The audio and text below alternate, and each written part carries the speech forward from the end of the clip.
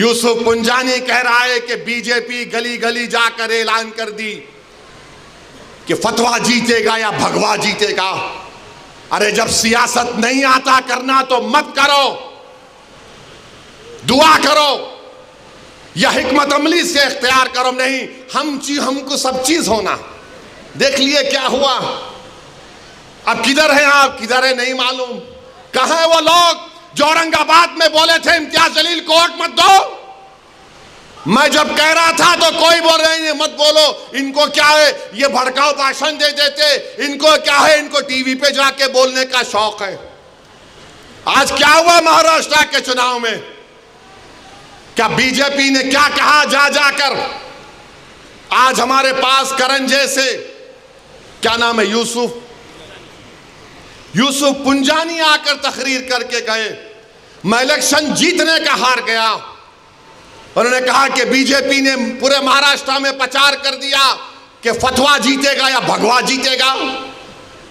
बताओ ये कौन है लोग। अरे आपको अगर इलेक्शन लड़ना है लड़ो, आगे बढ़ो। सिर्फ बैठकर ऐलान करने से नहीं होता, इलेक्शन लड़ो, मालूम होता आपको कैसे वोट हासिल करना पड़ता है। एक आलिम दीन मुफ्ती इस्माइल आपके सामने जो इलेक्शन लड़ रहा भी है, मिंबर रसूल पर आपको अच्छाई को बयान भी करता है और चुनाव भी लड़ता है। मगर यह क्या बात है कि इलेक्शन आएगा इनको वोट दो, उनको वोट दो। अरे आप लड़ो, आप नहीं लड़ सकते तो अपने दामाद को लाओ, चलो लड़ो ना, क्यों नहीं रोकना। नहीं, हम इनको बोलेंगे, उनको बोलेंगे। क्या हुआ, आपने बीजेपी को हैंडल दे दिया।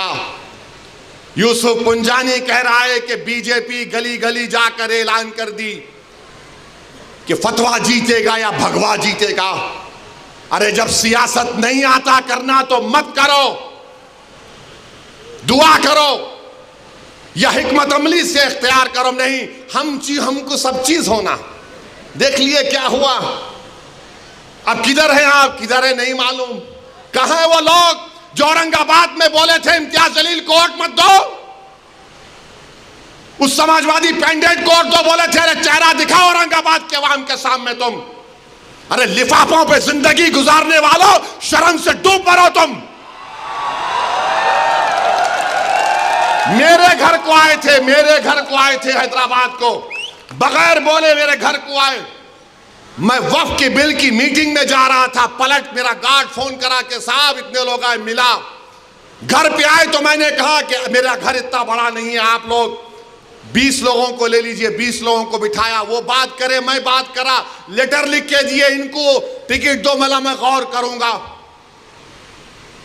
फिर जाने से पहले मैंने अल्लाह के वली के अंग्रेजी कुरान का तर्जुमा जो तुर्की का छपा हुआ है, उसकी 4 कॉपियां इन जिम्मेदारों को दिया कि आप मेरे घर को आए, ये एक अल्लाह के वली की कुरान का तर्जुमा है। एक एक के हाथ में दिया तो औरंगाबाद जाके बोले हम घर को गए थे, हमारे को चाय तक नहीं पिलाए। अरे आप पहले से बोल देते तो नान खलिया खिला देता मैं आपको। मेरे को नहीं मालूम था कि तुम मेरे घर को खाना खाने आ रहे। अरे तुमको कुरान करीम दिया ना हाथ में, अल्लाह का कलाम तुम्हारे हाथ में दिया, तुमको उसका भी लिहाज नहीं है और तुम दावा करते हो कौम का। बहुत बोल सकता हूं, याद रखो मेरी जबान को लगाम नहीं है, तुम्हारा घर से निकलना महाल कर दूंगा मैं यहां पे। मेरे भाई इमाम शाफई मुफ्ती साहब बैठे हुए, इमाम शाफई रहमतुल्लाह अलैह का जमाना है। एक दौलतमंद ने कहा कि अगर अल्लाह मेरे को बेटी देगा तो जब उसकी शादी करूंगा दीन और दुनिया की दौलत उसको दूंगा। जब बेटी की शादी का मौका आया, उलमाए किराम के पास गया। उलमाए किराम ने कहा कि नहीं, तू नहीं दे सकता, दीन और दुनिया की दौलत तो कैसे देगा, तेरी कसम गलत हो गई। इमाम शाफई के पास गए, इमाम शाफई बोले बहुत आसान है। इमाम शाफई रहमतुल्लाह अलैह ने कहा तेरी बेटी की शादी कब है? उसने कहा फला दिन है। बोले मैं आ रहा हूं, चला जा। इमाम शाफई पहुंचे, इमाम शाफई रहमतुल्लाह अलैह ने कहा कि आसान है। वो बोला कि हज़रत शादी तो हो गई, क्या है बताओ। बोले कुरान अपनी बेटी को दे दे, दीन और दुनिया की दौलत उसको दे चुका।